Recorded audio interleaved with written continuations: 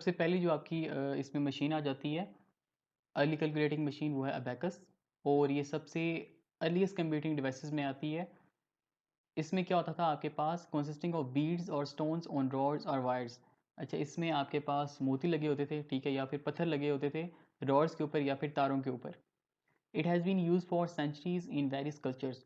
तो ये मुख्तलिफ तहजीबों में मुख्तलिफ वक्तों में इस्तेमाल होता रहा है, ठीक है, बेसिक परफॉर्म करने के लिए अर्थमेटिक ऑपरेशन वगैरह।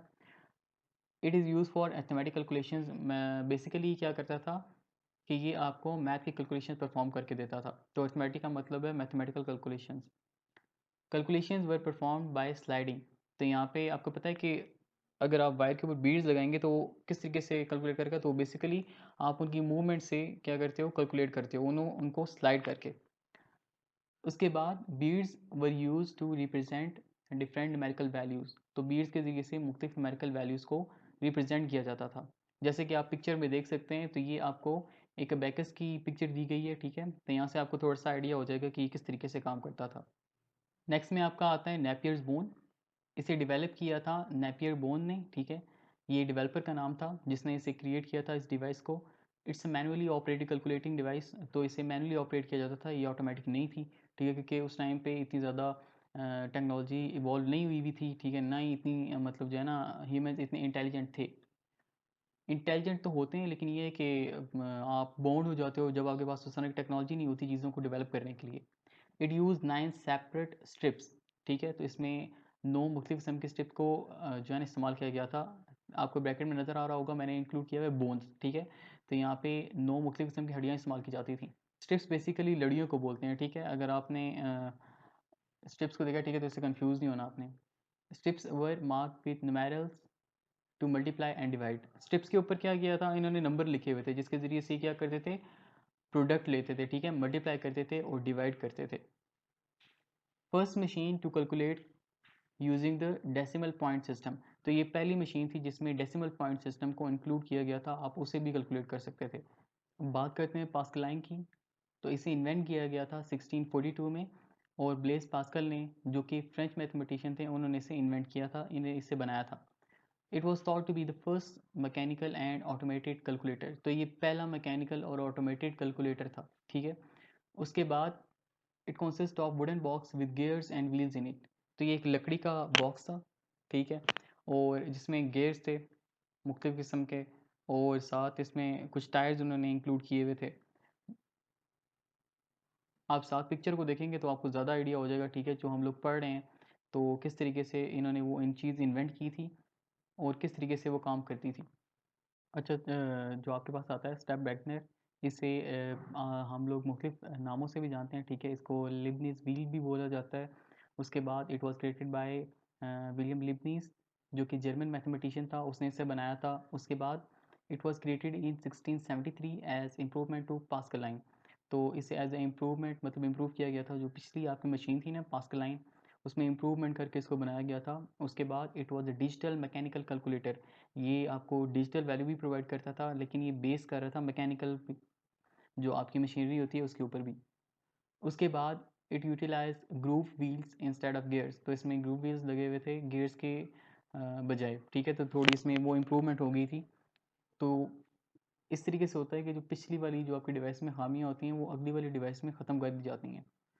तो इसी तरीके से जो आपकी जैसे जैसे टेक्नोलॉजी इंक्रीज़ करती है, तो वो उसमें थोड़ी थोड़ी जो है ना चेंजिंग करके उसको मोर जो है ना एडवांसमेंट की तरफ लेके जाया जाता है। साथ साथ आप पिक्चर्स देखते रहें, ठीक है, ताकि आपको इसका इजीली समझ आता रहे। और ये जो पॉइंट्स हैं ये आप या नोट कर रहे हैं, ठीक है, क्योंकि एमसीक्यूज़ में अक्सर डेट्स आ जाती हैं और ये छोटी छोटी चीज़ें जो होती हैं ये एग्जामिनर आपसे पूछता है। अच्छा, जो नेक्स्ट हमारी मशीन है उसका नाम है डिफरेंस इंजन। इसको 1820s में क्रिएट किया गया था, और जो साइंटिस्ट था जिसने इसे क्रिएट किया था उसका नाम था चार्ल्स बाबेज। ये एक मैकेनिकल कंप्यूटर था, और इसमें बहुत ही बेसिक से कैलकुलेशन परफॉर्म की जा सकती थी। और जो पावर सोर्स था ना इसका, वो था स्टीम पावर्ड था ये, मतलब कि भाप के ज़रिए चलता था। और ये मुख्तलिफ किस्म की कैलकुलेशंस आपके परफॉर्म करता था। इसमें पॉलिनोमियल्स को भी इंक्लूड किया गया था, ठीक है। आपकी बुक में ना बहुत ही बेसिक सी जो इन्फॉर्मेशन है वो इंक्लूड की गई है, तो आपने इसी के मुताबिक तैयारी करनी है। उसके बाद it was used to solve numerical problems, तो ये वही मैथमेटिकल प्रॉब्लम्स हैं बेसिक सी, जिनके लिए इसको बनाया गया था और ये इसको सॉल्व करता था। लेकिन मेन चीज़ यहाँ पे जो चीज़ इंक्लूड की गई है वो यही है कि ये स्टीम पावर्ड भी था। तो ये आपके पेपर में क्वेश्चन आ सकता है एमसीक्यूज़ की फॉर्म में कि ये कौन सी डिवाइस थी जो कि स्टीम पावर्ड थी।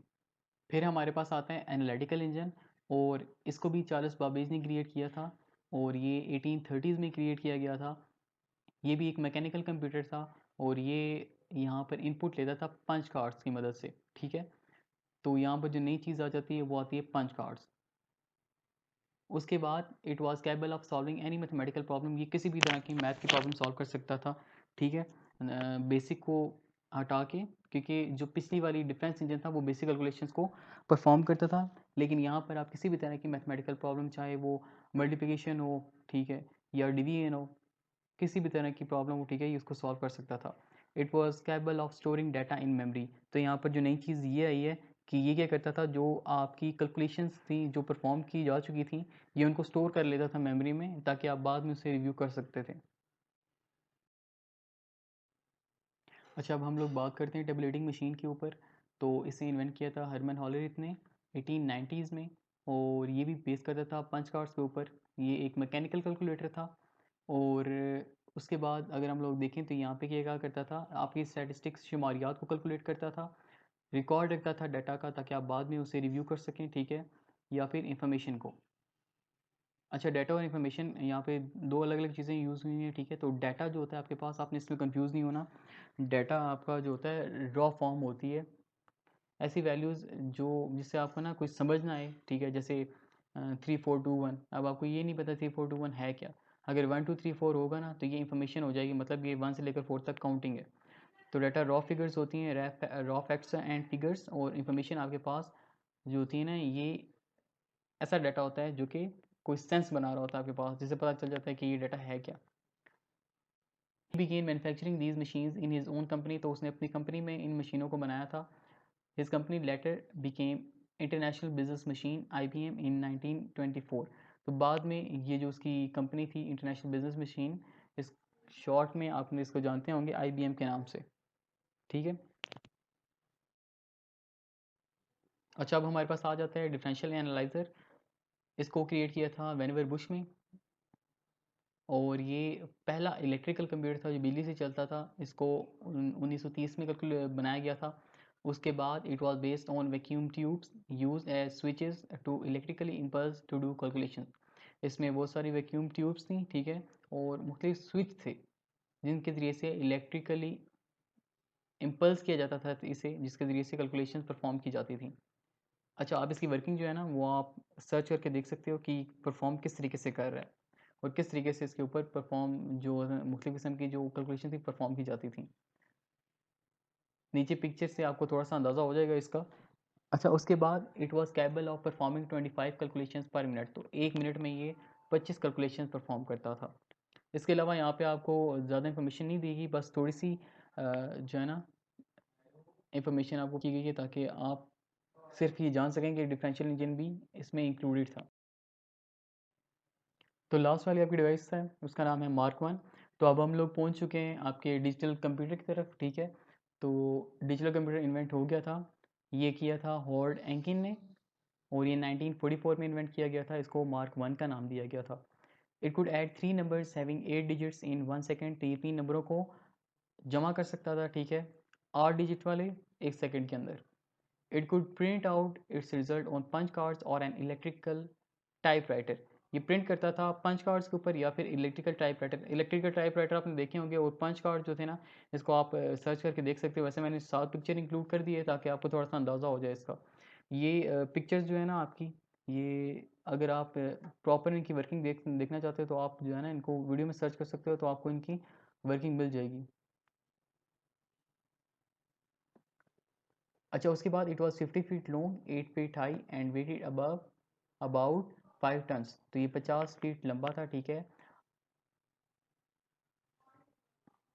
8 फीट इसकी ऊंचाई थी, और ये तकरीबन 5 टन वजनी था।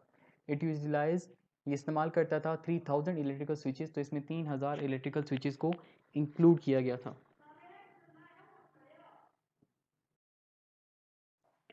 ओके, तो हम लोग इस टॉपिक के एंड पे पहुंच चुके हैं, ठीक है। उम्मीद करता हूँ कि आपको ये अच्छे तरीके से समझ आया होगा। कोई भी प्रॉब्लम हो, ठीक है, अगर कोई चीज़ आपको समझ ना आए तो आप कमेंट्स में क्वेश्चन कर सकते हैं, ठीक है, मैं आपको रिप्लाई दे दूँगा। और thank you so much for watching. अगर आपको लेक्चर अच्छा लगा हो और अगर आप मज़ीद सीखना चाहते हो तो आप सब्सक्राइब कर सकते हैं और लाइक और शेयर भी कर सकते हैं, ठीक है। Thank you so much for watching. मैं रिकमेंड करूँगा कि आप साथ साथ इसके नोट्स भी बनाएं और बुक को लाजमी रीड आउट करें ताकि आपको इन्फॉर्मेशन जो है ना ये बेहतर अंदाज में समझ आ सके। Thank you so much for watching.